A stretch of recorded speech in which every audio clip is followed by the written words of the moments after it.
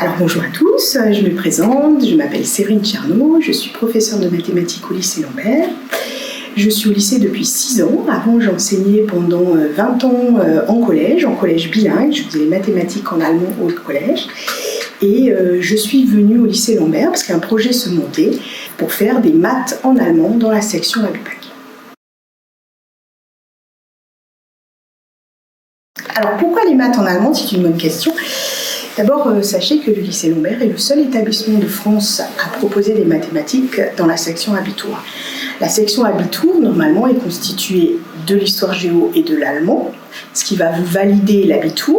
Mais on s'est rendu compte que les parents d'élèves, les élèves, au bout de 9 ans de mathématiques au collège, avaient envie de continuer. Et surtout, on s'est rendu compte que la plupart à peu près les 2/3 de nos élèves avaient plutôt un profil scientifique et se destinaient à des études scientifiques à l'étranger, et donc on s'est dit que c'était pas mal de maintenir le vocabulaire allemand et découvrir aussi peut-être une autre pédagogie, et c'est pour ça qu'on fait des mathématiques en allemand à raison d'1 heure par semaine au niveau du lycée.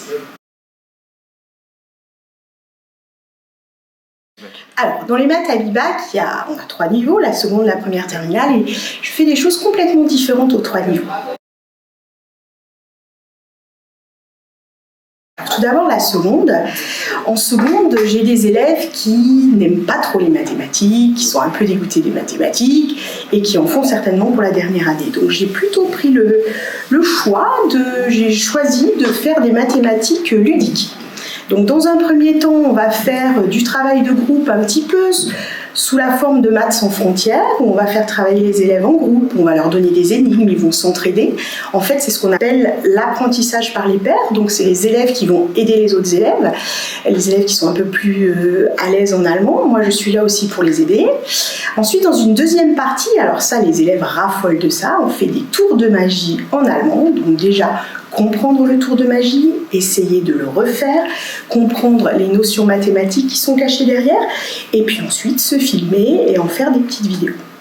Et dans une troisième partie, on va étudier des films. Alors ça dépend des années. On a certaines années, je fais Les Femmes de l'ombre, ou je fais aussi Die Vermessung der Welt, ou alors aussi Enigma. Ce sont des sujets qui parlent, où on a des notions mathématiques, et ensuite on fait des débats, on essaye de comparer nos avis, on travaille énormément l'oral.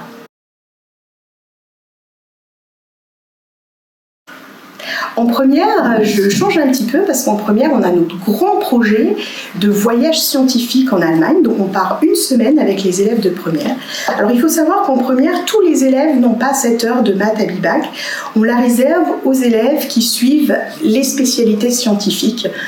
Et ça pourrait être ouvert à la rigueur pour des élèves qui voudraient venir avec nous, mais en général, ce sont les élèves scientifiques.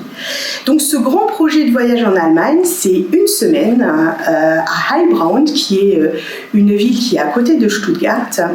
Et donc pendant cette semaine, on va aller dans un des plus grands musées scientifiques d'Allemagne, où on va faire des TP dans des lieux magnifiques, avec du matériel magnifique, comme on peut en rêver.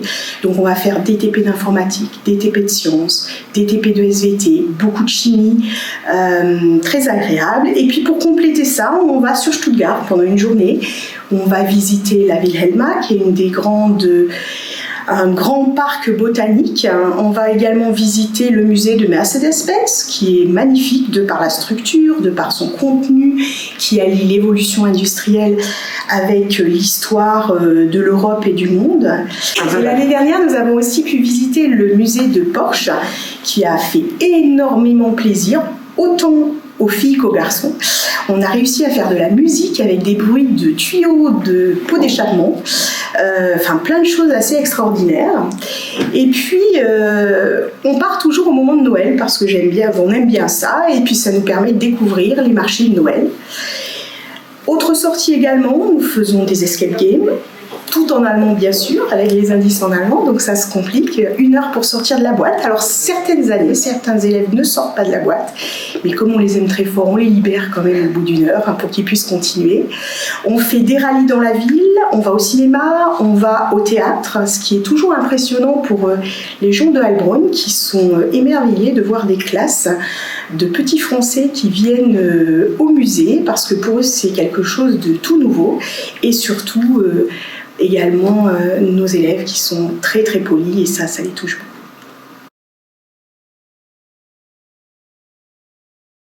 Alors en terminale, j'opte pour quelque chose de complètement différent, parce que chaque année, nous avons de plus en plus d'élèves qui vont étudier à l'étranger, en section scientifique.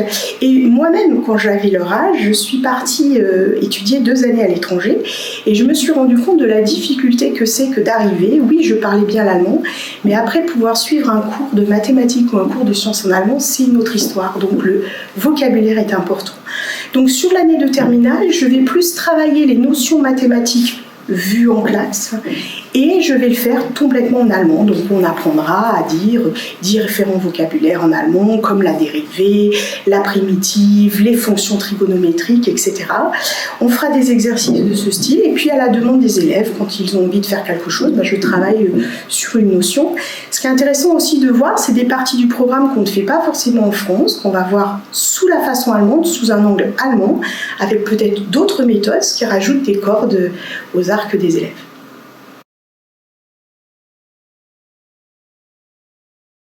Alors en maths à Bibac, les secondes apprécient énormément, je crois que ce qu'ils apprécient le plus, c'est le moment des tours de magie. Parce que c'est assez bluffant de se rendre compte qu'en fait, de la magie derrière, ce ne sont que des mathématiques. Et puis pour le plaisir de pouvoir le refaire soit à leurs camarades, soit à leurs parents le soir. En première, je crois que le summum, c'est le voyage, une semaine où on part, c'est toujours très détendu parce que les élèves se passent très bien, ils sont top, c'est un plaisir même pour nous accompagnateurs, et je pense que c'est vraiment un point très fort. Et en terminale, ils sont plus grands déjà dans leur tête, et ils savent que tout ce qu'on va pouvoir faire va pouvoir leur servir s'ils ont l'intention d'aller étudier en Allemagne.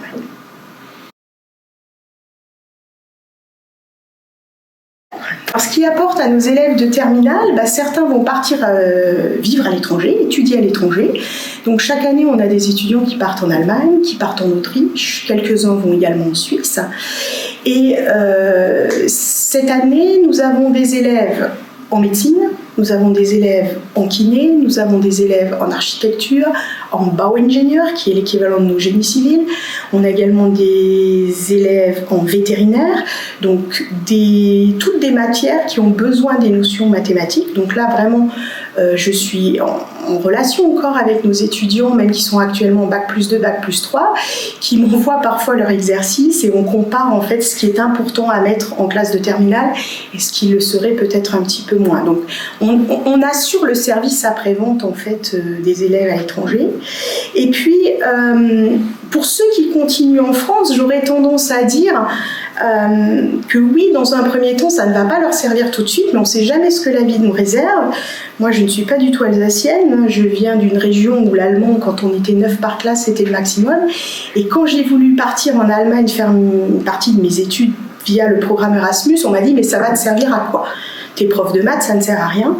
Et puis 10 ans après ou 5 ans après, j'ai atterri en Alsace par le hasard des mutations, et là j'ai découvert qu'on recherchait des professeurs de mathématiques qui parlaient allemand. Donc je crois que parfois, même plus tard, ça peut servir.